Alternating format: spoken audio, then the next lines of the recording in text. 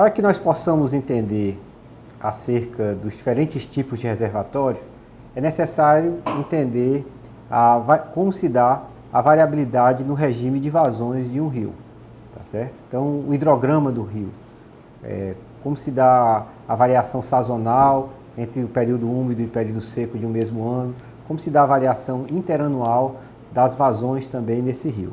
Então, é sobre isso que nós iremos conversar agora.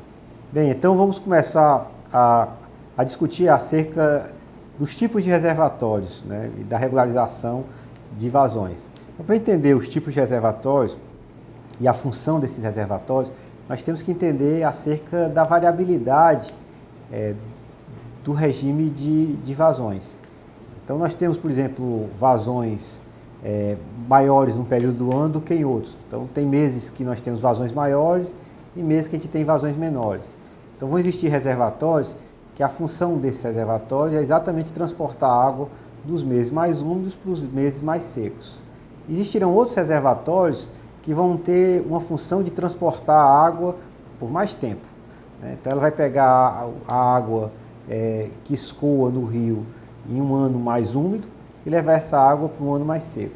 Aquele primeiro reservatório a gente chama de intraanual, que pega a água de alguns meses e leva para meses subsequentes. E esse que leva a água de um ano para o outro a gente vai chamar de plurianual. Vamos entender um pouco acerca do comportamento desses diferentes tipos de reservatórios.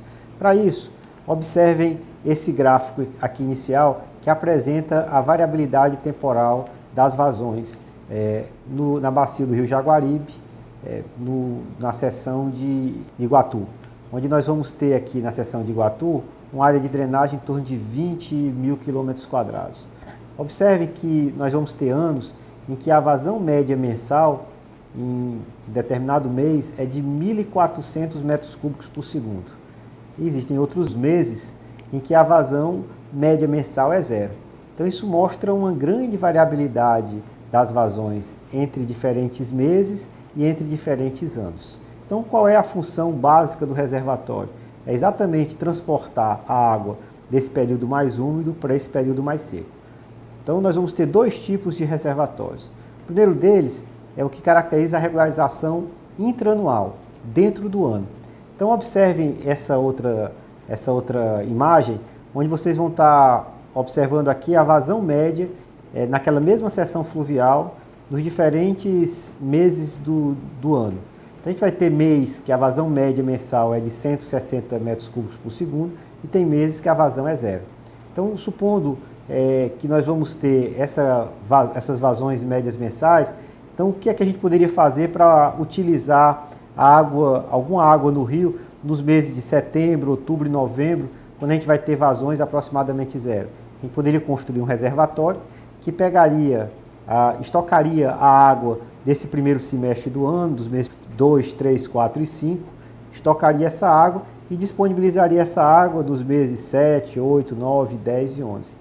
Esse tipo de reservatório é o que a gente vai chamar de um reservatório intraanual, ou seja, dentro do próprio ano, né? Então ele vai fazer esse tipo de regularização. Cabe observar que quando o reservatório faz isso, ele vai sempre ter alguma perda associada à evaporação ou então associada a picos de cheia mais elevados que podem levar ao vertimento desse reservatório.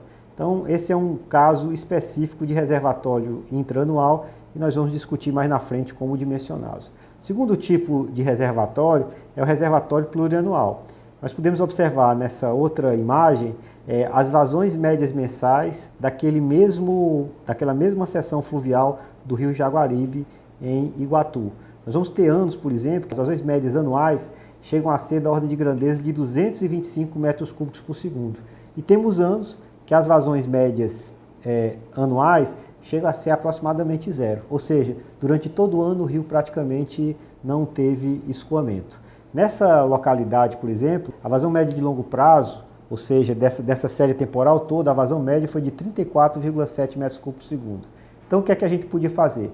Supondo, por exemplo, que eu não teria aí o efeito de evaporação, etc., a gente teria condições de disponibilizar para os diferentes usos, a vazão média anual, considerando a ausência de perda, e a gente tem um reservatório aqui semi-finito. Então, o que é que a gente podia fazer? Pegaria a água dos anos mais úmidos e levaria a água para os anos mais secos. E com isso, a gente teria condições de disponibilizar a vazão de 34,7 metros cúbicos por segundo. A vazão média é a máxima vazão que nós temos condições de disponibilizar em um reservatório. Ninguém tem condição de disponibilizar mais do que a média, porque a gente estaria utilizando mais água do que o que afluiu. Então, normalmente, a vazão máxima que a gente teria condições de regularizar, tanto em reservatório plurianual como em reservatório intraanual, é exatamente a média de vazões. E no plurianual, ele pegaria água de alguns anos mais úmidos e levaria água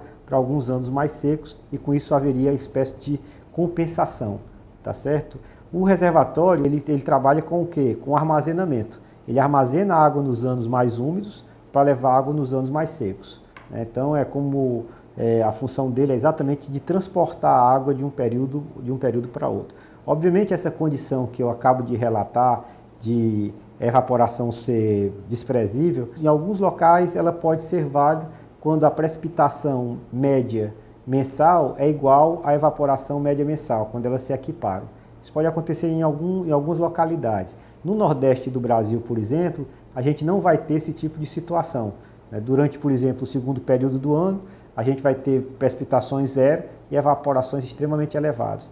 Em regiões semiáridas, por exemplo, como é o caso aqui do Nordeste do Brasil, as precipitações vão ser da ordem de grandeza aqui, no caso aqui do Ceará, de 800 milímetros, enquanto a evapotranspiração vai ser da ordem de grandeza de 2 metros de coluna d'água. Isso mostra claramente que há aí um déficit que vai ter que ser suprido a partir do processo de evaporação aqui dos lagos. Então, nesse tipo de cenário, onde nós vamos ter aqui um efeito de evaporação mais elevado, a regularização desse reservatório sempre vai ser menor do que essas vazões médias aqui apresentadas de 34,7. Então, sempre será uma fração da vazão média de longo prazo. Então, como eu observei, nós temos reservatórios de regularização plurianual, que transporta água de um ano, de anos úmidos para anos secos, e também temos uma regularização intraanual, que é exatamente aquela água que é transportada do primeiro semestre de um ano para o segundo semestre do ano, ou dos meses úmidos para os meses mais secos. E existem outros tipos de reservatórios, que são reservatórios de compensação, que esses reservatórios, na realidade, o objetivo dele, às vezes, é regularizar a variabilidade que ocorreria na demanda ou na oferta durante um dia ou algumas horas, que nós chamamos esses reservatórios de reservatórios de compensação, que são bem menores do que os outros. Então, os tipos de reservatórios vão estar associados à escala de tempo em que nós desejamos realizar esta regularização do reservatório.